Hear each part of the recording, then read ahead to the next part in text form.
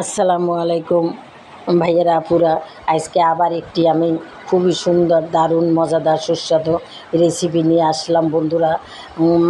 মাংসর হাড্ডি মাথার মাংস দিয়ে আমি বুটের ডাল এবং লাউ দিয়ে রান্না করব বন্ধুরা। সেই জন্য আমি ডালটাকে পরিষ্কার করে ধুয়ে সেদ্ধ করে নিয়েছি, আর মাংসটাকেও ধুয়ে পরিষ্কার করে নিয়েছি, লাউটা কেটে নিয়েছি। এখন কী কী লাগবে দেখো, এই যে পেঁয়াজ কুচি, আদা রসুন, হলুদ, মরিচ, গরম মশলার গুঁড়া, জিরা, ধনিয়া, কাঁচামরিচ ইত্যাদি। এখন আমি চুলায় একটা পাতিল বসিয়ে দিয়েছি বন্ধুরা।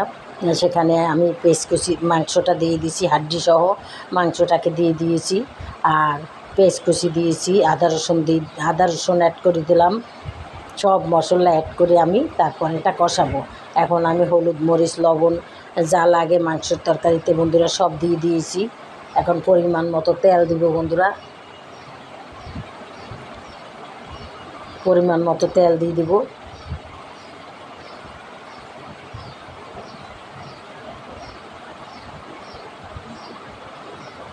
তেলটা অ্যাড করে দিলাম বন্ধুরা। এখন আমি সুন্দর করে এটাকে কষিয়ে নেব বন্ধুরা। এটা চট্টগ্রামে মেজবানি মাংস রান্না করে, লাউ দিয়ে একটা মেজবানি মাংসের সাথে আর একটা রেসিপি করে বন্ধুরা, ডাল দিয়ে, বুটের ডাল দিয়ে এবং লাউ দিয়ে, এই হাড্ডি দিয়ে এই মাংসটা রান্না করে বন্ধুরা। সেই রকমেরই আমার আজকের রেসিপি বন্ধুরা। তাহলে তোমরা দেখতে থাকো লাউ, বুটের ডাল এবং মাংসের হাড্ডিওয়ালা মাংস দিয়া রেসিপি বন্ধুরা। তোমরা দেখবে রান্না করে এটা যে কত মজা হয়, কত সুস্বাদু হয় বন্ধুরা। এটা রুটি দিয়ে, পরোটা দিয়ে, নান দিয়ে খেতে দারুণ লাগে বন্ধুরা। তোমরাও এভাবে রান্না করে খাবে।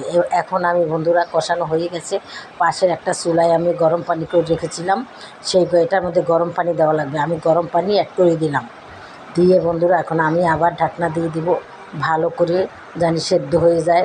ডালটাও আমি আগে সেদ্ধ করে নিয়েছিলাম, লাউটাও সেদ্ধ হয়ে যায় এবং মাংসটাও কষিয়ে নিয়েছি, ভালো করে সেদ্ধও করে নিয়েছি। যাই হোক, তারপরও বাকিটা সেদ্ধ হবে, সেই জন্য এখন বন্ধুরা আমি ঢাকনা দিয়ে দিব।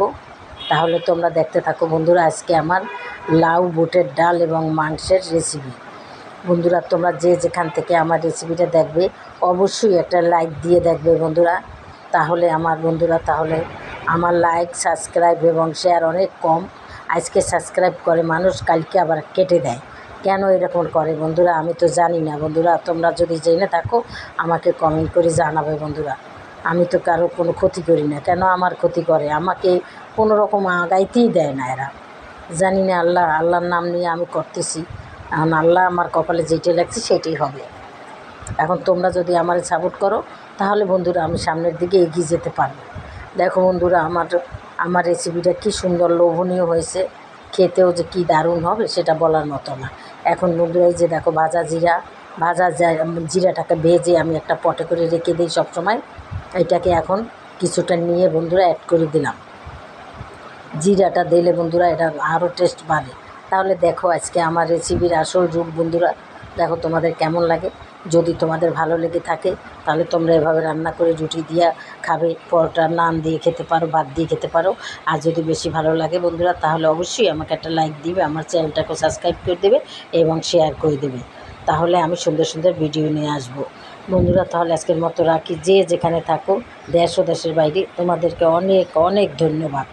তোমরা এত কাজের মাঝেও আমাদের সাথে থাকো, সেই জন্যে বন্ধুরা তোমাদের জন্য আমি অনেক অনেক দোয়া করি। তোমরাও আমার জন্যে দোয়া করবে, আমি যেন সামনে এগিয়ে যেতে পারি আর জানি ভালো থাকি। তাহলেই আমি সুন্দর সুন্দর ভিডিও নিয়ে আসতে পারবো। তাহলে আজকের মতো রাখি। আসসালামু আলাইকুম, খুদা হাফেজ।